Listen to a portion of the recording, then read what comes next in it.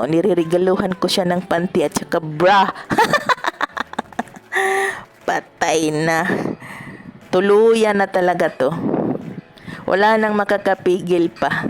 May panty na at may bra. Rarampa na talaga to, guys. Aabangan na lang natin ang pagrampa nito kung kailan.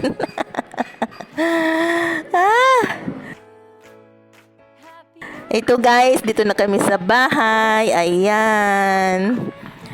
Dito daw siya nagbublo ng kanyang kandela dahil nahihiya daw siya doon sa Jollibee.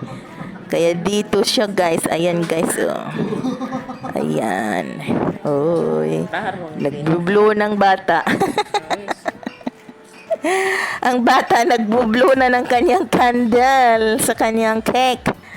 Ayan, oh. Ano kayang winish niya, guys?